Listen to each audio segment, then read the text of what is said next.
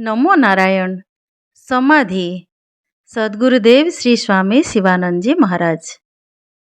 पिछली बार मैंने समाधि के ऊपर जानकारी दी थी। अभी और आगे समाधि के ऊपर जानते हैं। जड़ समाधि में प्राण को ऊपर ले जाकर किसी एक चक्र में रोक लिया जाता है। मनुष्य मृत तुल्य हो जाता है। ये तो एक दीर्घ गाढ़ निद्रा के समान है। ऐसी समाधियों का कुछ मूल्य नहीं होता।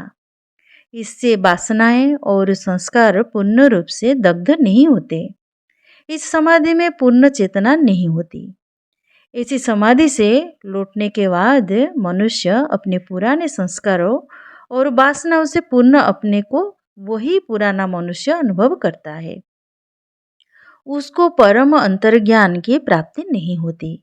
ये तो एक नट के खेल की तरह ही है। ऐसी समाधि से मुक्ति प्राप्त नहीं होती। सांसारिक मनुष्य ऐसी क्रियाओं को देखने से धोखा खा जाता है। वास्तविक समाधि इंद्रियातीत ज्ञान प्रदान करती है। योगी नए ज्ञान के साथ समाधि से नीचे लौटता है। वही वास्तविक चैतन्य समाधि है। चैतन्य समाधि में पूर्ण चेतना रहती है। जड़ समाधि में साधक अचेतन अवस्था में रहता है। चैतन्य समाधि जड़ समाधि से बिल्कुल भिन्न होती है। इसमें सब संशय मोह और तीनों ग्रंथियां अविद्या काम और कर्म ज्ञानाग्नि के द्वारा पूर्णतया भस्म हो जाते हैं। इसे पूर्ण अभय और निश्चल मानसिक स्थिति की प्राप्ति होती है। ये समाधि कार्य करते हुए भी बनी रहती है। एक मनुष्य जो समाधि में आरूढ़ हो चुका है, वो अपने मन और शरीर को पूर्ण संतुलन में रखता है और आत्म भावना से मानवता की सेवा में प्रयोग करता है। वह सदा ब्रह्म में स्थिर रहता है। वह किसी भी दशा में विक्षिप्त नहीं होता।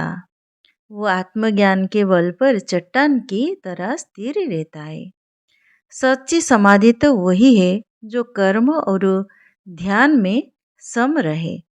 यही आंतरिक बल और साक्षात्कार की सच्ची कसौटी है। यही वास्तविक चैतन्य समाधि है।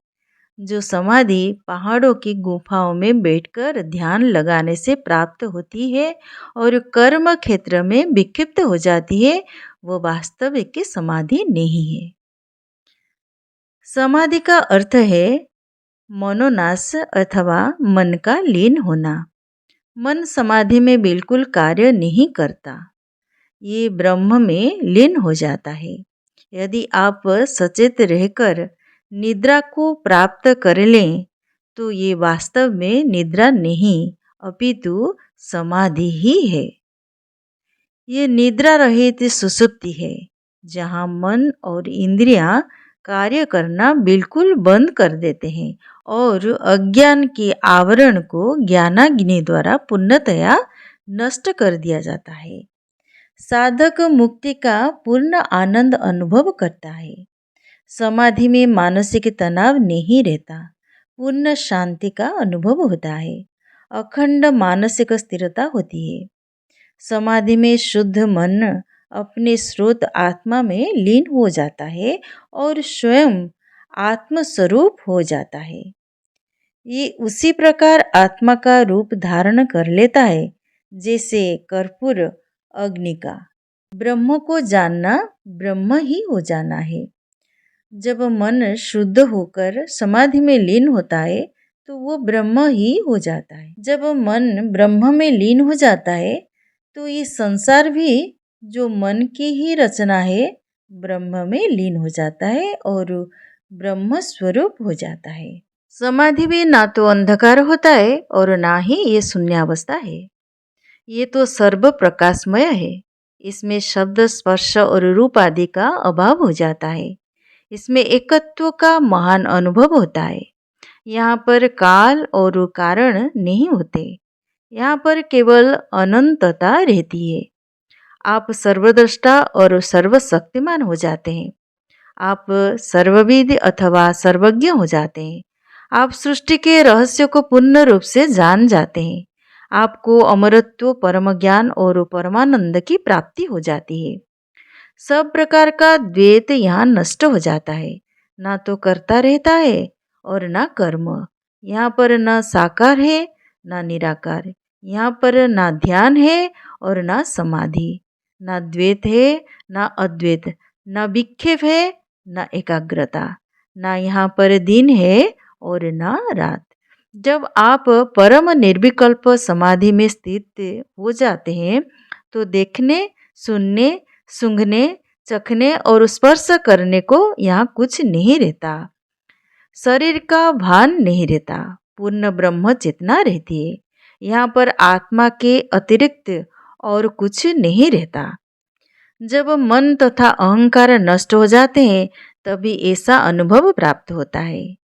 यह अवस्था तो अपने पुरुषार्थ से ही प्राप्त की जाती है।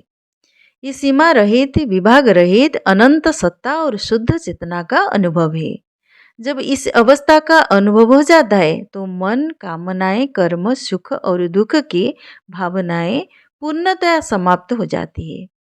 जीव का अस्तित्व ही समाप्त हो जाता है।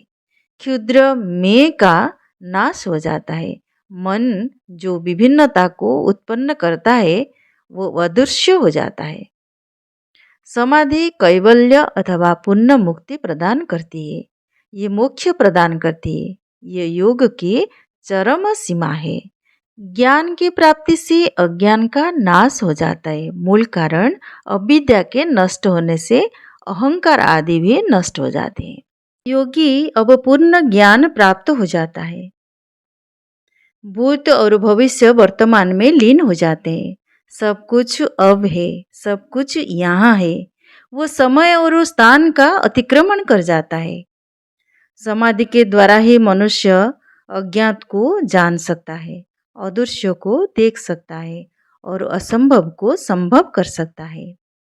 तीनों लोकों के ज्ञान और सब प्रकार के सांसारिक ज्ञान की जब एक समाधि प्राप्त ज्ञानी के ज्ञान के साथ तुलना करते हैं तो वो केवल छिलका मात्र प्रतीत होता है। एक व्यक्ति जब समाधि से साधारण स्थिति में नीचे आ जाता है तो चाहे वो पूर्ववत साधारण मनुष्य की तरह ही व्यवहार करे, चाहे उसके जीवन अथवा व्यवहार में साधारण व्यक्ति के तरह कोई विशेष अंतर प्रतीत नहीं हो, परंतु निस्संदेह उसकी चेतना में परिवर्तन होता ही है। साधारण परिवर्तन की तो बात ही क्या, उसका व्यक्तित्व तो वास्तविक के रूप में पूर्ण रूप से परिवर्तित हो जाता है। समाधि एक ऐसा अनुभव नहीं है जो थोड़े से प्रयत्न से प्राप्त हो सके। जब तक मनुष्य पूर्ण रूप से शुद्ध नहीं हो जाता तब तक समाधि प्राप्त नहीं कर सकता। समाधि प्राप्त करने के लिए मनुष्य को पूर्ण ब्रह्मचर्य युक्त आहार विहार और हृदय की पवित्रता की परम आवश्यकता है। मन पूर्णतया शुद्ध होना चाहिए, तभी मानव रूपी पात्र दिव्य चेतना के प्रकाश को ग्रहण करने के लिए उपयुक्त होता है। ये पात्र इतना शक्तिशाली होना चाहिए कि आत्मा के आकस्मिक विस्तार अथवा विराट दर्शन के वेग को, जो कि मन से ऊपर होता है और पूरे विश्व को अपने अंदर एक बार में ही समा लेता है, धारण कर सके।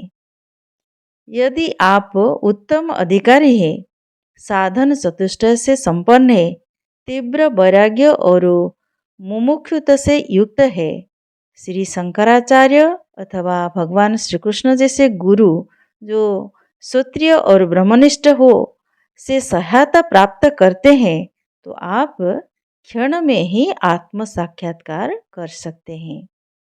जितना समय उंगलियों के बीच में आए हुए पुष्पों को मसलने में लगता है उतने समय में समाधि प्राप्त हो सकती है। अष्टावक्र जी की कृपा से राजा जनक को एक क्षण में आत्म साक्षात्कार हो गया था। अर्जुन को रणक्षेत्र में 1.5 घंटे में आत्मज्ञान हो गया था। महाराष्ट्र के मुकुंद राय ने बादशाह को, जो घोड़े की पीठ पर सवार था, एक क्षण में समाधिस्थ कर दिया था। और भी कई उदाहरण दिए जा सकते हैं। जिस प्रकार एक मनुष्य जो जलते हुए घर में फंसा है, उससे बचने के लिए भाग निकलने की तीव्र इच्छा रखता है, उसी प्रकार साधक को इस संसार की ज्वाला से बचने की तीव्र इच्छा होनी चाहिए। तब भी वो गहन ध्यानावस्था और समाधि में प्रवेश कर सकता है। हरिओम। नमो नारायण।